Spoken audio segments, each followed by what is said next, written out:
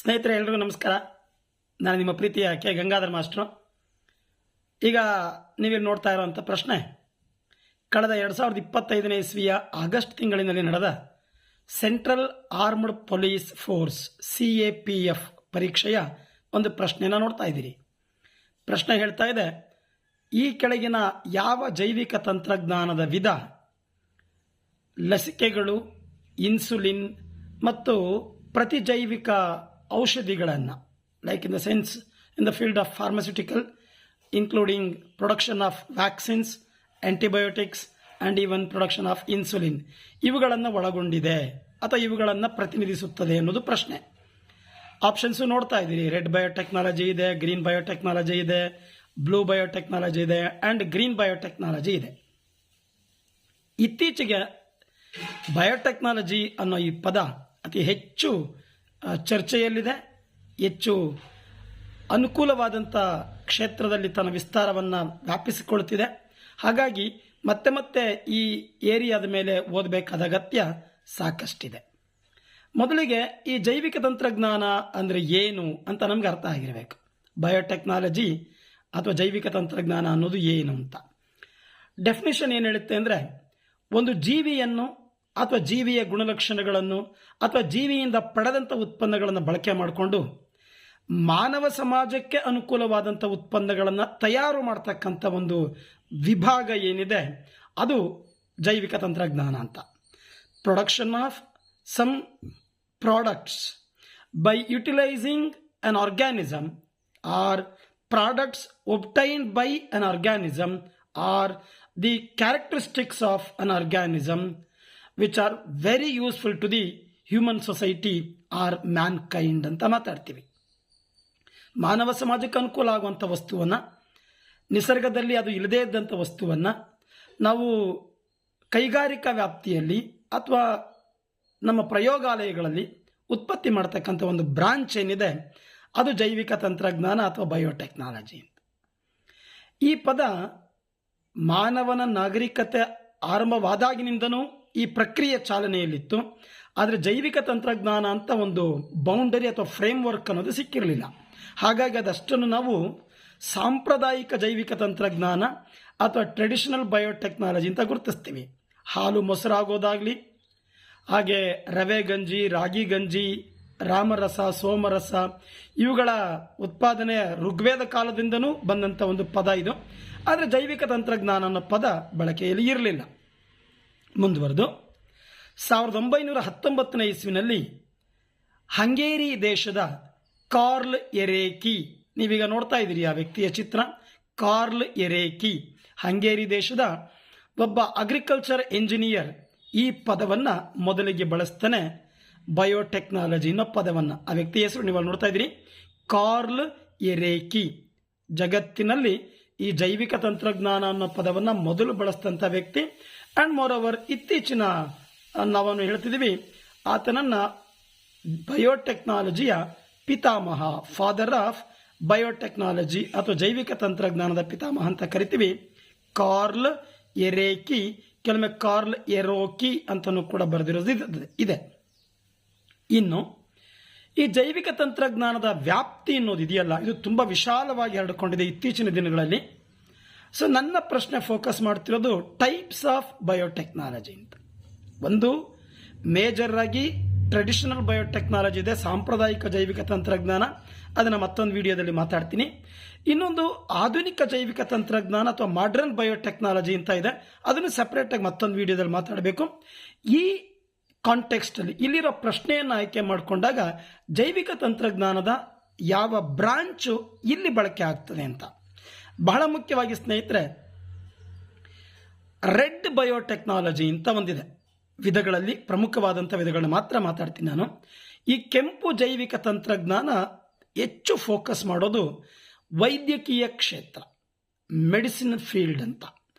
Focuses on health care, developing the vaccines, developing the antibiotics and regenerative therapies like gene therapy, molecular diagnostics ಅಂದರೆ ವಂಶವಾಹಿ ಚಿಕಿತ್ಸೆ, ಲಸಿಕೆಗಳ ಉತ್ಪಾದನೆ, ಪ್ರತಿಜೀವಿಕಗಳ ಉತ್ಪತ್ತಿ ಲೈಕ್ ಆಂಟಿಬಯೋಟಿಕ್ಸ್ನ ಉತ್ಪತ್ತಿ ಮಾಡೋದು, ವಿಶೇಷವಾಗಿ ಇನ್ಸುಲಿನ್ ಉತ್ಪತ್ತಿ, ಮಧುಮೇಹ ರೋಗಿಗಳಿಗೆ ಕೊಡ್ತಕ್ಕಂಥ ಹ್ಯುಮ್ಯುಲಿನ್, ಮುಂದೆ ಮತ್ತೊಂದು ವಿಡಿಯೋದಲ್ಲಿ ಮಾತಾಡೋಣ, ಇನ್ಸುಲಿನ್ ಉತ್ಪತ್ತಿ, ಇವೆಲ್ಲವೂ ರೆಡ್ ಬಯೋಟೆಕ್ನಾಲಜಿ ಅಡಿಯಲ್ಲಿ ಬರ್ತವೆ. ಇದು ಹೆಚ್ಚು ಫೋಕಸ್ ಆಗೋದು ವೈದ್ಯಕೀಯ ಕ್ಷೇತ್ರ ಅಥವಾ ಚಿಕಿತ್ಸಾ ವಿಧಾನಗಳು ಅಥವಾ ನೇರವಾಗಿ ಮೆಡಿಕಲ್ ಫೀಲ್ಡ್ಗೆ ಸಂಬಂಧಪಟ್ಟದ್ದು ನಮಗೆ ಕೊಟ್ಟಿರೋಂಥ ಪ್ರಶ್ನೆಗೆ ಸರಿ ಉತ್ತರ. ಇನ್ನು ಉಳಿದಿರೋಂಥ ಆಯ್ಕೆಗಳನ್ನ ನೋಡ್ತಾ ಹೋಗ್ಬೇಕು ಸ್ನೇಹಿತರೆ. ನೀವಲ್ಲಿ ಒಂದೊಂದಾಗಿ ನೋಡ್ತಾ ಇದ್ದೀರಿ. ಈಗ red biotechnology which is related to health care or medical field, production of insulin, production of vaccine, ಲಸಿಕೆಗಳ ಉತ್ಪಾದನೆ, ಇನ್ಸುಲಿನ್ನ ಉತ್ಪತ್ತಿ, ಆಂಟಿಬಯೋಟಿಕ್ಸ್ ಪ್ರತಿಜೈವಿಕ ವಸ್ತುಗಳ ಉತ್ಪಾದನೆ, ಜೀನ್ ಥೆರಪಿ ವಂಶವಾಹಿ ಚಿಕಿತ್ಸೆ, ಇವೆಲ್ಲವೂ ಕೂಡ ರೆಡ್ ಬಯೋಟೆಕ್ನಾಲಜಿ ಅಡಿಯಲ್ಲಿ ಬರ್ತಕ್ಕಂಥದ್ದು. ಮುಂದೆ ಗ್ರೀನ್ ಬಯೋಟೆಕ್ನಾಲಜಿ ಅಂತ ಇದೆ, ಹಸಿರು ಜೈವಿಕ ತಂತ್ರಜ್ಞಾನ. ಇದು ಪದವೇ ಹೇಳುವ ಹಾಗೆ ಕೃಷಿ ಕ್ಷೇತ್ರಕ್ಕೆ ಸಂಬಂಧಪಟ್ಟದ್ದು. ವಿಶೇಷವಾಗಿ ತಳಿ ಮಾರ್ಪಾಟಾದ ಬೆಳೆಗಳು, ತಳಿ ಮಾರ್ಪಾಟಾದ ತಳಿಗಳು, ಅದು ಪ್ರಾಣಿ ಸಸ್ಯವರ್ಗ, ಇದರ ಅಭಿವೃದ್ಧಿ, ವಿಶೇಷವಾಗಿ BT cotton, BT brinjal, soya, round up ready soya and genetically modified ತಳಿಗಳು, ಕುಲಾಂತರಿ ತಳಿಗಳು, ಈ ಇಳುವರಿಯನ್ನು ಹೆಚ್ಚು ಮಾಡಲಿಕ್ಕೆ ತಳಿಗಳು, ಅದರ ಗುಣವನ್ನು ಬದಲಾಯಿಸಲಿಕ್ಕೆ ತಳಿಗಳು, ವಾತಾವರಣದಲ್ಲಾದಂಥ ವೈಪರೀತ್ಯಗಳನ್ನ ತಡ್ಕೊಳ್ತಕ್ಕಂಥ ತಳಿಗಳು, ಪೀಡೆನಾಶಕ, ಕೀಟನಾಶಕ, ಕೀಟ ನಿರೋಧಕ ಗುಣವಿರುವ ತಳಿಗಳು, ಇವುಗಳೆಲ್ಲವನ್ನು ಕೂಡ ನಾವು ಗ್ರೀನ್ ಬಯೋಟೆಕ್ನಾಲಜಿ ಅಡಿಯಲ್ಲಿ ಓದ್ತೀವಿ. ಹಸಿರು ಜೈವಿಕ ತಂತ್ರಜ್ಞಾನ ಕೃಷಿ ಕ್ಷೇತ್ರಕ್ಕೆ ಸಂಬಂಧಪಟ್ಟಿದೆ.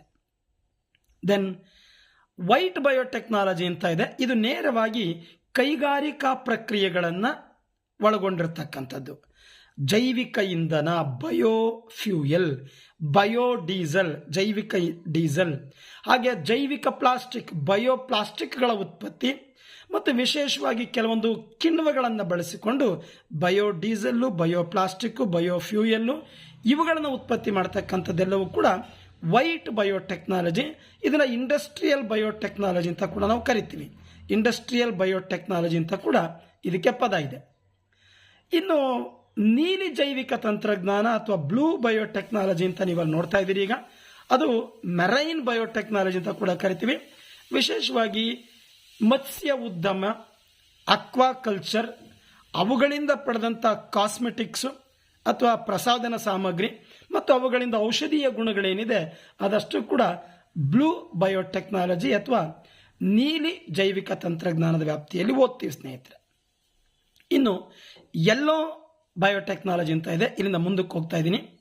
ಇದು ಆಹಾರ ಉತ್ಪಾದನೆ, ಪರ್ಟಿಕ್ಯುಲರ್ಲಿ ನ್ಯೂಟ್ರಿಟಿವ್ ಕಂಟೆಂಟನ್ನು ಹೆಚ್ಚು ಮಾಡ್ತಕ್ಕಂಥ ಹುದುಗುವಿಕೆ, ಫರ್ಮೆಂಟೇಷನ್ ಅನ್ನು ಒಳಗೊಂಡಂಥ ಒಂದು ಪ್ರೋಸೆಸ್ಸನ್ನು ಒಟ್ಟುಗೂಡಿಸಿ ಯೆಲ್ಲೋ ಬಯೋಟೆಕ್ನಾಲಜಿ ಅಂತ ಒಂದಿದೆ. ಹಾಗೆ ಗ್ರೇ ಬಯೋಟೆಕ್ನಾಲಜಿ ಅಂತ, ಮತ್ತು ಇದನ್ನು ಬೂದು ಬಣ್ಣ ಅಂತ ಕೂಡ ಕರಿತೀವಿ. ಇದು ಪರಿಸರ ಸಂಬಂಧಿತ ಜೈವಿಕ ತಂತ್ರಜ್ಞಾನ with respect to environmental conservation ಅಂತ. ಬಯೋ ರೆಮಿಡಿಯೇಷನ್ ಅಂತ ಒಂದು ಜೈವಿಕ ಪರಿಹಾರ, ಜೈವಿಕ ಮಾರ್ಗಗಳೇನಿದೆ, ಎಲ್ಲಿ ಮಲಿನಗೊಂಡ ಪರಿಸರ ವ್ಯವಸ್ಥೆಯನ್ನು ಸರಿಪಡಿಸಲು ನಾವು ಬಳಸ್ತಕ್ಕಂಥ ಮಾರ್ಗ ಗ್ರೇ ಬಯೋಟೆಕ್ನಾಲಜಿ ಅಂತ ಗುರುತಿಸ್ತೀವಿ. ಅಲ್ಲಿ ಒಂದೊಂದಕ್ಕೂ ಸ್ಲೈಡ್ ಬರ್ತಾ ಇದೆ, ನೋಡ್ತಿದ್ದೀರಿ ನೀವು. ಮುಂದುವರೆದು ಗೋಲ್ಡ್ ಬಯೋಟೆಕ್ನಾಲಜಿ ಅಂತ ಮತ್ತೊಂದಿದೆ. ಅಪರಂಜಿ ಅಥವಾ ಬಂಗಾರ ಅಥವಾ ಸುವರ್ಣ ಅಥವಾ ಸ್ವರ್ಣ ಅಂತ. ಇದು ಯಾವುದನ್ನು ಒಳಗೊಳ್ತದೆ? ಕಂಪ್ಯೂಟರ್ ಡಾಟಾವನ್ನು ಆಧಾರವಾಗಿಟ್ಕೊಂಡು ಬಯಲಾಜಿಕಲ್ ಪ್ರಾಬ್ಲಮ್ಸ್ ಅಂತ ಏನಿರ್ತದೆ ಅದನ್ನು ಬಗೆಹರಿಸತಕ್ಕಂಥ ಒಂದು ಫಾರ್ಮ್ಯಾಟ್ ಇದು. To analyse and to solve the biological problems based on DNA sequence, DNA ತಳಿಗಳ ಆಧಾರದ ಮೇಲೆ, DNA ನಕ್ಷೆಯ ಆಧಾರದ ಮೇಲೆ ಜೈವಿಕ ಸಮಸ್ಯೆಗಳನ್ನು ಪರಿಹಾರ ಮಾಡಲಿಕ್ಕೆ ಕಂಪ್ಯೂಟರ್ನ ಸಹಾಯವನ್ನು ಬಳಸ್ಕೊಳ್ಳೋದಿದೆಯಲ್ಲ, it's also called bioinformatics. So this comes under gold biotechnology. ಮತ್ತು ಇನ್ನೊಂದಿದೆ ಡಾರ್ಕ್ ಬಯೋಟೆಕ್ನಾಲಜಿ. ಇದು ಭಾಳ ಚೆನ್ನಾಗಿ ನೋಟ್ ಮಾಡ್ಕೋಬೇಕು, ಎಕ್ಸ್ಪೆಕ್ಟ್ ಮಾಡುವಂಥ ಕ್ವಶನ್. ಇದು ಯಾವುದಕ್ಕೆ ರಿಲೇಟ್ ಆಗ್ತದೆ? ರೋಗಾಣುಗಳು, ರೋಗಕಾರಕಗಳು ಇವುಗಳನ್ನು ಅಥವಾ ಇವುಗಳ ಬಳಕೆ ಜೈವಿಕ ಯುದ್ಧದ ಅಸ್ತ್ರವಾಗಿ ಬಳಕೆಯಾಗ್ತಕ್ಕಂಥ ಒಂದು ಬ್ರಾಂಚ್. ಬಯಲಾಜಿಕಲ್ ವಾರ್ಫೇರ್ ಅಥವಾ ಬಯಲಾಜಿಕಲ್ ವೆಪನ್ಸ್ ಅಲ್ಲಿ ಸೂಕ್ಷ್ಮ ಜೀವಿಗಳನ್ನು ಬಳಸ್ಕೊಳ್ಳೋದಿದೆಯಲ್ಲ, ರೋಗಕಾರಕ ಜೀವಿಗಳನ್ನು ಬಳಸ್ಕೊಳ್ಳೋದಿದೆಯಲ್ಲ, ಇದನ್ನು ಬಯೋಟೆರರಿಸಮ್ ಅಂತಲೂ ಕೂಡ ಕರಿತೀವಿ, ಅಥವಾ ಡಾರ್ಕ್ ಬಯೋಟೆಕ್ನಾಲಜಿ ಅಂತ ಕೂಡ ನಾವು ಕರಿತೀವಿ. ಇದು ಭಾಳ ಈಗ ಆಲ್ರೆಡಿ 2-3 ಎಕ್ಸಾಮಲ್ಲಿ ಕೇಳಿರುವಂಥ ಪ್ರಶ್ನೆ ಸ್ನೇಹಿತರೆ. ಯಾವ್ಯಾವ ಕಡೆ ಸಾರ್ಸ್ ರೋಗದಡಿಯಲ್ಲಿ ಕೇಳಿದ್ವಿ, ಹಾಗೆ ಇತ್ತೀಚಿನ ಕೊರೋನಾ ಕೂಡ ಒಂದು ಸುಳಿವು ಬಂದು ಓದಂಥದ್ದು ನಾವೆಲ್ಲ ಓದಿದ್ದೀವಿ. ಇನ್ನು ಪರ್ಪಲ್ ಬಯೋಟೆಕ್ನಾಲಜಿ ಅಥವಾ ನೇರಳೆ ಬಯೋಟೆಕ್ನಾಲಜಿ ಅಂತ ಇದೆ.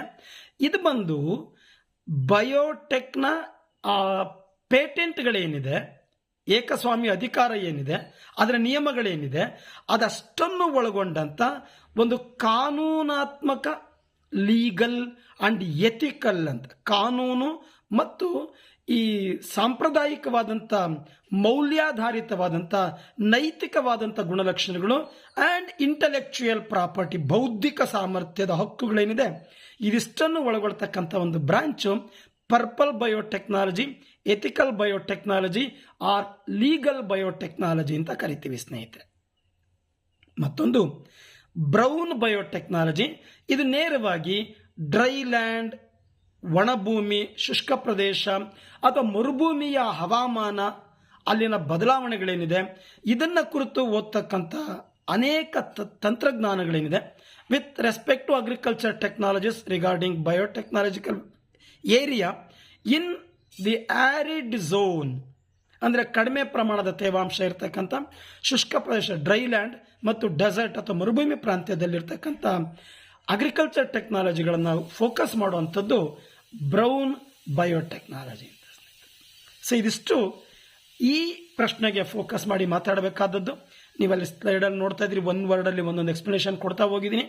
ಇದನ್ನು ಹೀಗೆ ಮುಂದುವರಿಸ್ಕೊಂಡು ಹೋಗಿ ಸ್ನೇಹಿತರೆ, ಖಂಡಿತ ಮುಂದಿನ ಪರೀಕ್ಷೆಗಳಿಗೆ ಇದರ ಅಗತ್ಯ ಇರುತ್ತೆ ಅಂತ ಹೇಳ್ತಾ ತಮ್ಮೆಲ್ಲರಿಗೂ ಧನ್ಯವಾದಗಳು. ಅಲ್ಲಿ ನನ್ನ ಮೊಬೈಲ್ ನಂಬರ್ ಬರ್ತಾ ಇದೆ. ನಿಮಗೆ ಯಾವುದೇ ಅನುಮಾನಗಳಿದ್ರೆ ದಯಮಾಡಿ ಆ ಮೊಬೈಲ್ ಸಂಖ್ಯೆಗೆ ನೀವು ಡಯಲ್ ಮಾಡ್ಬೋದು, ಮೆಸೇಜ್ ಮಾಡ್ಬೋದು, ವಾಟ್ಸಪ್ ನಂಬರ್ ಕೂಡ ಅದು. ಹಾಗೆ ಈ ಕೊನೆಯಲ್ಲಿ ನನ್ನ ಪುಸ್ತಕವನ್ನು ಹಾಕಿದ್ದೀನಿ ನೋಡಿ, ಮೊದಲು ಒಂದು ಸ್ಲೈಡಲ್ಲಿ ಬಂತು ನನ್ನ ಪುಸ್ತಕ ನಾನು ಬರೆದದ್ದು. ಅದನ್ನು ಕೊಂಡು ಓದಿ ಅದರಲ್ಲಿ ಸಂಪೂರ್ಣವಾಗಿ ಇದನ್ನು ಇನ್ನಷ್ಟು ವಿವರಣಾತ್ಮಕವಾಗಿ ಬರೆದಿದ್ದೀನಿ. ನಿಮ್ಮೆಲ್ಲರಿಗೂ ಗೆಲುವಾಗಲಿ ಸ್ನೇಹಿತರೆ.